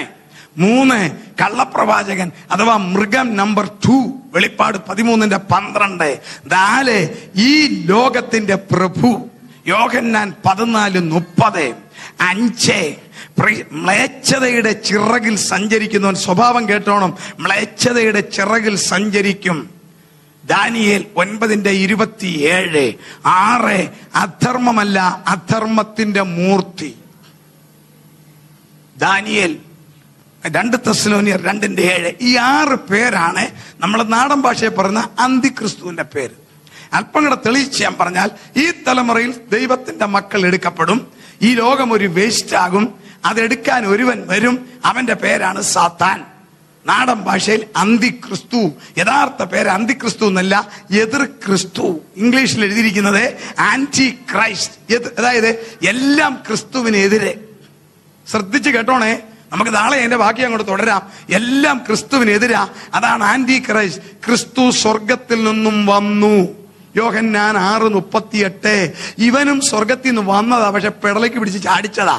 എഗസ്കേൽ 28:16. ക്രിസ്തുവിനെ പിതാവ് അയച്ചതാ. യോഹന്നാൻ 5:30. ഇവനെ പിതാവ് ഓടിച്ചു വിട്ടതാ. എഗസ്കേൽ 28:16. ക്രിസ്തു പിതാവിന്റെ നാമത്തിൽ വന്നു. യോഹന്നാൻ 5:43. ഇവൻ എല്ലാം ഓപ്പോസിറ്റാ. ഇവൻ സ്വന്തം നാമത്തിലാ വരാൻ പോകുന്നത്. ഞാൻ എന്റെ പിതാവിന്റെ നാമത്തിൽ വന്നു, നിങ്ങൾ എന്നെ കൈക്കൊണ്ടില്ല. മറ്റൊരുത്തൻ സ്വന്തം നാമത്തിൽ വരും. അടുത്തത് ക്രിസ്തു തന്നെത്താൻ താഴ്ത്തി. ഫിലിപ്പിയർ 2:6. ഇവൻ തന്നെത്താൻ ഉയർത്തും. 2 തെസ്സലോനിയർ 2:7. ഏത് ദേവനും മേലായി തന്നെത്താൻ ഉയർത്തും. അടുത്തത് കേട്ടോണം. ക്രിസ്തു വന്നത് ജീവൻ നൽകുവാനും സമൃദ്ധിയായി ജീവൻ നൽകുവാനും കർത്താവ് വന്നു. യോഹന്നാൻ 10:10. ഇവൻ ഓപ്പോസിറ്റാ. മോട്ടിക്കാനും അറക്കാനും മുടിക്കാനും അവൻ വരുന്നു. Price the Lord. എല്ലാം ക്രിസ്തുവിനെതിരാ. അടുത്തത് കേട്ടോണം. ക്രിസ്തു സമൃദ്ധിയായി അനുഗ്രഹിച്ചു. 5 അപ്പം കൊണ്ട് 5000 ഫീഡ് ചെയ്തു. ഇവൻ റേഷ്യൻ വെക്കും. ഒരു പണത്തിന് 1 ഇടങ്ങഴി കോതമ്പേ, ഒരു പണത്തിന് 3 ഇടങ്ങഴി യവം അവൻ കൺട്രോൾ ചെയ്യാൻ പോവുക. ക്രിസ്തു ദേവാലയം ശുദ്ധീകരിച്ചു. ദേവാലയത്തിൽ കയറി അതിനകത്തെ അനഭിമിതരെയും കച്ചവടക്കാരെ അടിച്ചോടിച്ചു. ദേവാലയം ക്ലീൻ ചെയ്തു. ഇവൻ ദേവാലയം അടിച്ചു പൊളിക്കും. ദാനിയേൽ 8:11. ഒടുവിൽ ക്രിസ്തു എതിർ ക്രിസ്തു. ക്രിസ്തു പ്രൈസ് ദി ലോർഡ് സ്ത്രീയുടെ സന്തതിയായി ജനിച്ചു. ഇവൻ സ്ത്രീയുടെ സന്തതിയായി ജനിക്കത്തില്ല, ജനിച്ചാൽ പറ്റത്തില്ല. Price the Lord. വിഷയത്തിലേക്ക് വരുമ്പോൾ ഞാൻ നിർത്തും കറക്റ്റ് ടൈമിനെ. സയൻസ് 2 കാര്യത്തിൽ നിന്ന് ലോകത്തെ വെല്ലുവിളിക്കുന്നു. നോക്കിക്കോണം. സയൻസിന്റെ കണ്ടുപിടുത്തങ്ങൾ മറ്റു കാര്യങ്ങൾക്ക് വരുന്നെങ്കിലും വന്നെത്തുന്നത് എവിടെയാണെന്നറിയാമോ? വചന നിവൃത്തി. സയൻസ് ലോകത്തെ വെല്ലുവിളിക്കുന്നു 2 കാര്യം. 1, ഒരു ഡോക്ടർ, ഒരു എഞ്ചിനീയർ, ഒരു പ്രൊഫസർ, ഒരു ബിസിനസ്മാൻ, ഹൂ എവർ ഓപ്റ്റിമത്തിൽ വരണമെങ്കിൽ 40 വയസ്സാ. നല്ല ഗ്ലാമറിൽ കയറി വന്ന് ഏറ്റവും നല്ല ആ ഒപ്റ്റിമം ഹൈടെക്കിൽ വരണമെങ്കിൽ 40 വയസ്സായി. എല്ലാവരും അങ്ങനെ തന്നെയാ. സമൂഹത്തിൽ സയൻസ് പഠിച്ചതാ. എവരിബഡി അവരുദ്ദേശിക്കുന്ന തുറയിൽ നല്ല രീതിയിൽ വരണേ 40 വയസ്സാ. പഠിച്ചും പ്രായവും പക്വതയും എക്സ്പീരിയൻസും 40 വയസ്സാ. ഒരു അധ്യാപകൻ നല്ലൊരു പ്രൊഫസറായിട്ട് വരണേ 40. ഒരു ഡോക്ടർ FRCS എല്ലാം കഴിഞ്ഞ് നല്ലൊരു അതോറിറ്റി ആയിട്ട് വരണമെങ്കിൽ മിനിമം 40. ഒരു ഡ്രൈവറെ നിങ്ങൾ നോക്കിക്കേ. ഈ രാഷ്ട്രീയ നേതാക്കന്മാരുടെയും പ്രധാനമന്ത്രിമാരുടെയും ഒക്കെ വണ്ടി ഓടിക്കുന്ന ചെറുപ്പക്കാരന്റെ കൊടുക്കത്തില്ല. 40 മിനിമം. രക്തം തിളപ്പിച്ച് അവൻ കത്തിച്ചു വിടും. 40 എല്ലാം. ഒരു വീട്ടമ്മ ചെലവ് ചുരുക്കി രുചികരമായിട്ട് ഭക്ഷണം പാചകം ചെയ്യണേ 40. അതിനു മുമ്പ് എണ്ണയ്ക്കകത്ത് ഉരുട്ടി വേഗം തീർക്കുന്ന പരിപാടിയാ. ലോകത്തിലെല്ലാം അങ്ങനെയാ 40. പക്ഷെ സയൻസ് പറയുന്നു ഇന്നത്തെ ലൈഫ് സ്റ്റൈലിൽ 40 വയസ്സാകുമ്പോൾ മിക്കവാറും ഏതെങ്കിലും ഒരു രോഗമില്ലാത്ത വ്യക്തി ഇല്ല. എന്തെങ്കിലും ഒരു രോഗം, ഡയബറ്റിക്കോ BP-യോ കൊളസ്ട്രോളോ എന്തെങ്കിലും ഇല്ലാത്ത ഒരാൾ, ഷുഗറോ ഇല്ലാത്ത പുള്ളി ഇല്ല. അപ്പൊ സയൻസ് പറയുന്നു അതൊരു ലോസാ. 40 വയസ്സ് വരെ ഈ വ്യക്തി വളർന്ന് പഠിച്ചു വന്നപ്പോൾ എത്ര ലക്ഷങ്ങൾ ചെലവാക്കി, എന്തുമാത്രം ഡോളർ ചെലവാക്കി, എന്തുമാത്രം ഗേഡി ചെലവാക്കി. നല്ല കണ്ടീഷനിൽ വന്നപ്പം വിരിയാൻ നേരത്ത് താന്നുപോയെന്ന് പറഞ്ഞതുപോലെ അതൊരു ലോസാ. അത് വേണ്ട. കേട്ടോണേ, ഞങ്ങൾ തരാം രോഗം വരാത്തത്. BP പിടിക്കത്തില്ല, കൊളസ്ട്രോൾ ഉണ്ടാകത്തില്ല, ഡയബറ്റിക് ഉണ്ടാകത്തില്ല, കാർഡിയാക് അറസ്റ്റ് ഉണ്ടാകത്തില്ല, സെറിബ്രൽ ഹെമറേജ് ഉണ്ടാകത്തില്ല. ഞങ്ങൾ തരാം. അടുത്തത്, ഒരു രാഷ്ട്രീയ നേതാവിനെ സംരക്ഷിക്കണമെങ്കിൽ കോടിക്കണക്കിന് അതാത് രാജ്യത്തെ നാണയത്തിന് ചെലവാ. പ്രധാനമന്ത്രിമാരോ പ്രസിഡന്റന്മാരോ രാജാക്കന്മാരോ ആരായാലും അവരെ പ്രൊട്ടക്ട് ചെയ്യണമെങ്കിൽ ധാരാളം പണം വേണം. ശ്രദ്ധിക്കണേ, അവർ സയൻസ് ചോദിക്കുന്ന ഈ പണം ഏതാ? സാധാരണക്കാരന്റെ ടാക്സ് അല്ലേ? എന്നിട്ട് തന്നെ പ്രയോജനം? ഇത്രയൊക്കെ സംരക്ഷിച്ചിട്ടും വല്ല പ്രയോജനമുണ്ടോ? എത്രയോ നേതാക്കന്മാരെ കൊല്ലുന്നു, എത്രയോ നേതാക്കന്മാരെ അപമാനിക്കുന്നു. ഞങ്ങൾ തരാം വെടിയുണ്ടയേറ്റ ചാകാത്തത്. നോക്കിക്കേ, ആധുനിക സയൻസ് പറയുന്നു ഞങ്ങൾ തരാം വെടിയുണ്ടയേറ്റ ചാകാത്തത്. ഒരു സയൻസും ഇല്ലാത്ത കാലത്തെ പരിശുദ്ധാത്മാവിൽ യോഹന്നാൻ എഴുതി. വെളിപ്പാട് 13:14. വാളാൽ മുറിവേറ്റിട്ടും ചാകാത്ത മൃഗം. Price the Lord. വാളാൽ മുറിവേറ്റിട്ടും ചാകാത്ത മൃഗം. വെളിപ്പാട് 13:2 പറയുന്നു ആരോ ഒരുത്തൻ അവനോട്ട് വെടിവെച്ചു. അതങ്ങ് പുറത്തു പോയിട്ട് അവൻ ചോദിച്ചു, ഇത്രയേ ഉള്ളോ ചാക്കോച്ച, ഒന്നുകൂടെ വെക്കടാ. എതിർ ക്രിസ്തു. ഹല്ലേലൂയ. വെളിപ്പാട് പുസ്തകം 13:12-14 പറയുന്നു വാളാൽ മുറിവേറ്റിട്ടും ചാകാത്ത മൃഗം. അങ്ങനെയാണെങ്കിൽ സയൻസ് പറയുന്നു ഞങ്ങൾ സൃഷ്ടിച്ചു തരാം, രോഗം വരാത്തതിനെ ഞങ്ങൾ സൃഷ്ടിക്കാം. അടുത്തത് നിങ്ങൾ കേട്ടോണം, വെടിയുണ്ട ഏറ്റാൽ ചാകാത്തതിനെ തരാം, നല്ല ലൈഫ് പ്രൂഫ് മനുഷ്യനെ ഞങ്ങൾ സൃഷ്ടിച്ചു തരാം എന്ന് സയൻസ് പറയുമ്പോൾ തിരുവചനം വിരൽ ചൂണ്ടുന്നു. ആ അവസാന കാലത്തെ ഒരു പ്രത്യേക പുള്ളി ലോകം ഭരിക്കാൻ വരും. അതെങ്ങനെയാ സൃഷ്ടിക്കുന്നതെന്ന് നമുക്ക് നാളെ തുടങ്ങാം. ഹല്ലേലൂയ. സയൻസ് കണ്ടുപിടിച്ചു കഴിഞ്ഞു, ഒരു സ്ത്രീയുടെയും സഹായം വേണ്ട, ഒരമ്മയും പ്രസവിക്കേണ്ട. കണ്ടോ, സംഗതി തിരിഞ്ഞു. യേശു സ്ത്രീയുടെ സന്തതിയായി വന്നു. ഇവൻ സ്ത്രീയുടെ സന്തതിയായി വരത്തില്ല. വന്നാൽ അവൻ അധർമ്മമൂർത്തിയാകത്തില്ല, മ്ലേച്ഛതയുടെ ചിറകിൽ സഞ്ചരിക്കുന്നില്ല. അതെ, അത് സയൻസ് പറഞ്ഞു കഴിഞ്ഞു. നമുക്ക് തെളിയിക്കാം. ഇന്ന് രാത്രി ഈ വചനങ്ങളാൽ കർത്താവ് നിങ്ങളെ അനുഗ്രഹിക്കട്ടെ. തുടർന്ന് നമ്മൾ ചിന്തിക്കും.